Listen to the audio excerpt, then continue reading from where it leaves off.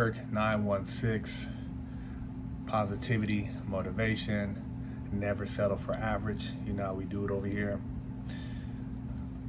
I had this thought that has been playing in my head, so I want to share it with you guys about God. And I've mentioned it before, but how we're in a spiritual war. And there was a time where darkness hid itself and rarely showed its face. But if you look around us now, with everything that's going on, you can see darkness right in front of you. It doesn't hide like it used to. It actually announces when it's present. And for those who, maybe think this is a joke or don't believe in spirits and stuff like that, I read a lot of books on just energy, spirituality, some stuff on metaphysics, just the presence of different things, entities, not necessarily what you can touch and see, but more vibration. And it allowed me to navigate in very dark situations. And so now when I'm looking at things on the streets, I use that sixth sense to determine whether or not something is of good nature or if it's looking to harm. And a lot of things right now have revealed themselves to show you basically contrast or perspective. Because if you didn't know what evil was, you wouldn't know what good was or what good is. And when you remove God from a place or a spirit, and some people might look at their God as being Satan, whatever it is, you have to honor that which you believe in, show allegiance. If you're a police, you show your allegiance to the police force. If you're a gang member, you show your allegiance to the gangs. If you're a Christian, if you're a Buddhist, if you're a Muslim, whatever your religion, you show your allegiance. So it's no different than somebody who worships Satan or darkness, whatever the case may be. But in order to see that which is not, you have to see that what is. And whenever you remove something, say for instance, you take away alcohol from an alcoholic, they have to replace that with something else. Maybe it's now working out, they're workout fanatics, that's how they supplement that craving. Well, when you take out, say, prayer in the school, it's been replaced with something that's in total contradiction to prayer. And not to get into the different esoteric meanings of various religions, but one thing I would say that most people could agree on is the 10 Commandments and certain things that shouldn't be exposed to young people or adults for that matter. But the 10 Commandments is pretty much universal. But when you take away something, it has to be replaced with something else. So if you don't have God in your life, say you don't have Jesus Christ, then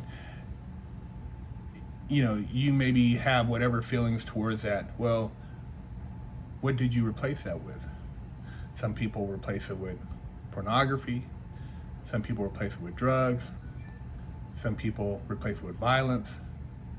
Some people don't have anything that they've so-called aligned themselves with, so therefore they're easily led in any direction because they're just, whatever pops up, they jump on that bandwagon. They follow that train. And that's a scary thing too, if you don't have any beliefs. At least if you're dealing with somebody who's of a occultist or somebody who believes in whatever dark worship, you know where they're coming from. But somebody who doesn't show or say they have any allegiance, they're the most dangerous because they can flip at any time. The whole gist of what this video is about you gotta find something that you believe in. And what we're dealing with now as far as beliefs and values, it's come down to you can't really skate in the middle. You gotta say like, hey, you know what? I feel that this is right, this is wrong, and I stand by it. You gotta stand by something. You can't act like, oh, depending on what everybody else says, I'm gonna go along with them. Which a lot of people do too. And a lot of people will continue to do. But as we get deeper into the spiritual war, you have people who have become possessed. And I in my perception, feel that possession has come from a lack of God sense. So there's no respect for other human life, whether it's the blatant crime, the harming of other people, the human trafficking, whatever you want to say it's involved in hurting little people, young people, old people. It's, I believe, almost like a demonic possession. And people say, oh, having sympathy, right? But there are certain people who, if they can't control their actions, if they feel like this is who they are, then they don't need to be walking the streets. There are people that, if you were to sit down and have a conversation with some of these people behind bars, you would never want to see them on the streets because you know that they would be operating in total darkness. There are people like that. Not everybody comes out thinking that they're going to do something good. Some people are pure evil. And there are pure evil people that are walking the streets that you have to be conscious of. And sometimes you can feel it. You walk by them, you get a cold chill. You look at somebody's eyes and there's nothing there, it's emptiness. Some of the stuff that you hear about people doing when they're acting out these certain just very vicious acts, they have no conscience. Those are demons, man. This is angels and demons right now. Those are demons. And some people want to play on a demon team, and and maybe they get offered certain things that they feel are beneficial to them, and other people are willing to stand by God. Me personally, I stand by God, man. I've seen darkness. I've experienced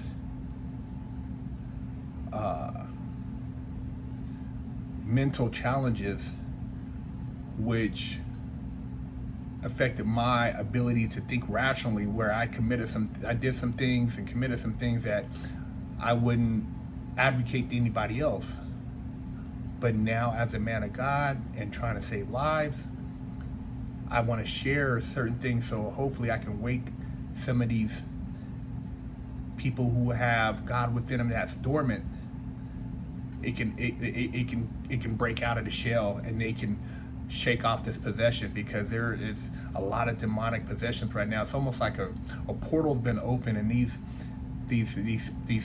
dark spirits you can't see are running around attacking people who have this vacancy of God, And it's easy to jump in when you don't have a belief, whether you believe in Jesus Christ, whether you believe in Allah, whatever it is you believe. If you don't believe in anything, then they can just easily create a belief for you, and that belief will trick you into doing things that you think are righteous or that are rewarding, but they're taking you down a hellish path, taking you down a path where you will be so lost, so dismal, that sometimes you can't return from it. I feel blessed to be able to share some of these conversations with you guys, to be able to reflect. And when I have these type of thoughts, it's like I have to do a video about them, because I feel it's not something that should be limited just to something what I share with my wife. But when I see certain people or hear certain stories, I'm like, man, that's demonic possession right there. Whether that I see that act right there when somebody's, treating a person a certain way, or they're poisoning people through, the food, or they're putting people in compromising positions to where they can't support their family, just all these different things. And darkness thrives off of suffering. It thrives off of misery. It thrives off of fear. Darkness loves when people are confused and looking for something, because then they come and they say, we have the answer. That's darkness, because without God, you have no faith. See, faith overcomes all the darkness, because even in times of darkness, you have faith, you won't crack. You'll persevere. You'll stay strong in your convictions and your values. You won't fall weak, because you have faith. But no faith, no God, no conviction, you're gonna roll with whatever. And you'll think you're getting the blessings, but those blessings are short-lived, because they're not really blessings, they're curses. And demons love to curse those who think that they are getting rewards. So it's just something, like I said, that was going through my conscience I want to share with you. And I know a lot of you guys struggle with choices in life, but there has to be a stance, and you will find it in your heart what you feel is best for you. If you're a soldier of God, you're a soldier of God. If you choose to sacrifice your soul in exchange for whatever it is you think you're getting, you're benefiting, then that's your decision too. I can't tell you what's best for you, but all I know is that it's real. We're in a spiritual battle. There is darkness all around us. There are those who wish for us to walk through life blindly. The more conscious you are, the more aware you are, the more stimulated your pineal gland is, the more enlightened you become, the more you see things that were not revealed to you before, and your conversation elevates, your thought awareness elevates, your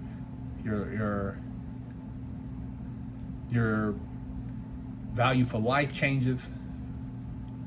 But we all have our own journey, and I'm just trying to share my journey with you guys, because I've walked it.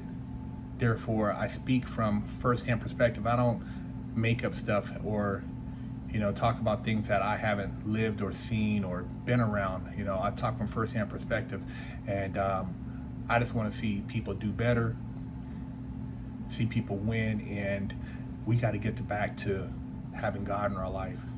That's the only way we're going to save the world. That's the only way we're going to save this country, is to get back to some core values, to put down this darkness, man. Some of these people need to be, they're not capable of of mingling among those, and they look at the innocent as easy prey. Don't allow yourself to be prey, man. Be strong in your convictions, and find others that see life how you see it, and just be conscious of who you share conversation with, who you surround yourself with, the things you talk about, the things you let come into your mind, what you listen to, all these things will affect your vibration. And your vibration is going to tell you whether or not somebody is worthy of your companionship. Otherwise, just keep it pushing. And that's life. You can't change everybody. I'm not here to change anybody. I'm just here to enlighten those who are already enlightened, to share with those who are already awake. Those who can hear will hear. Those who can't, this will sound like foolish talk to them. So, BigHerc916.com, pick you up some merch, represent, and blessings to all out there who walk in the light of God, who walk in the light of truth, who believe in saving lives, and that humanity is bigger than what we're currently living. There's a lot out there, and a lot of us who have the ability to shake this foundation at its core have a duty to speak out.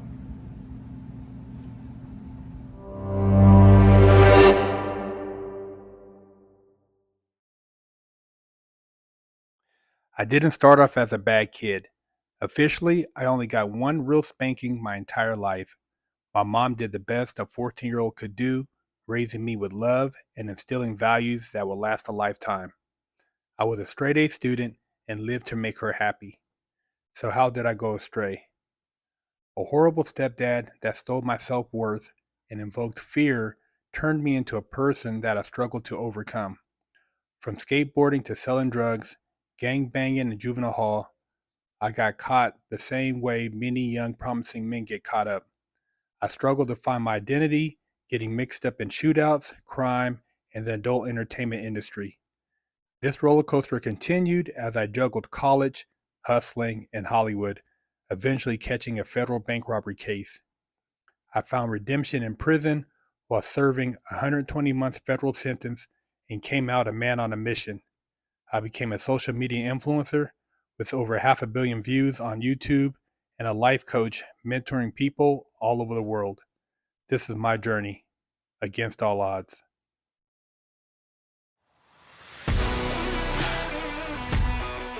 Are you tired of smelling funky? Have you washed your ass? Go to BigHerc916.com and get to Nutsack Run. Visit BigHerc916.com to pick up a limited edition GTA poster signed by me for $10, or with your purchase of a Wig Splitter Porsche t-shirt, I'll throw in a free poster signed by me for you.